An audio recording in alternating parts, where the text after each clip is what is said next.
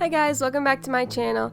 So today I'm just gonna do like a blonde retouch with Babylights. So this is for my highlight clients. So I'm not doing any balayage here. I'm just doing highlights, and it's just a retouch.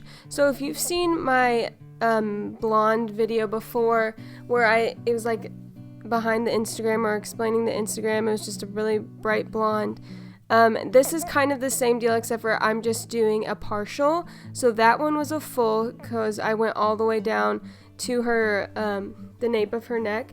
And this one is just a partial, and it's a retouch. And so now what I'm doing, I tried to film the beginning, like the whole process, but for some reason, like half of this video was like completely out of focus, and her head was just blurred. So I had to cut that out, and so I just have this. But what I do is I start on the sides, and I'm just going straight up the sides of the head. I part where she normally parts. So she sometimes parts in the middle and then sometimes on the side. So and it's only on one side instead of both sides, so middle and side. So when I get to those areas, I'm gonna split her down the middle just so I can go straight down the back of her head too. And once I get to like where she would part on the side, I do a little heavier there, and then same within the middle, I'll do a little like smaller baby lights so that it's brighter around her part line, whichever way she parts her hair, in the middle or on the side. I also do baby lights around her face, so right above her ear and like her, what is it called, hairline. And so I do a couple going there. So what I'll do is the hairline first, do a couple right on her forehead, and then up the sides just a little bit at an angle, and then I go horizontally above the ear and straight up. And then once I get to a point where it's harder to foil, then I'll turn her to the other side and start above her other ear and go up. And then I will do the back just partially, so you'll see it in this video how I do just the back. So I try to do the front and the sides first because that's where I want the most brightness. That's where I want it to be lighter, and I'm using a 20 volume here, so it's not, the highlights can stay on longer because it's not that harsh of a bleach. Her hair is pretty light anyway, so they will process fast. So, but with 20 volume, it's not going to be damaging. And I have Redken pH bonder in my formula as always, and so that also ensures that her hair will stay really healthy as it is processing. So now moving on to the back, you see me just part a straight line down the back of her head, and I move her foils. I don't fold up the foils completely, push the sides closed usually, because I just find it takes that extra second longer, and I don't need to do it. So then that's why I pushed up all those sides.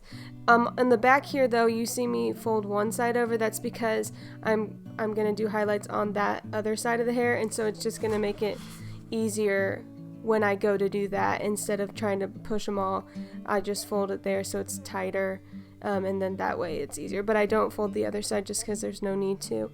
Also, again with this, I mentioned this in the other video of a highlight video, which I'll link that video down below so that you know which one it is.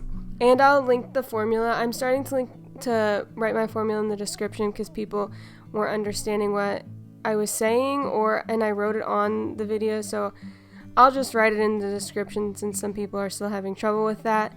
But same with, I explained in the other video that once I get to where I would put 2 more foils in, I kind of combine those 2 sections just to ensure that the crown of her hair is really bright.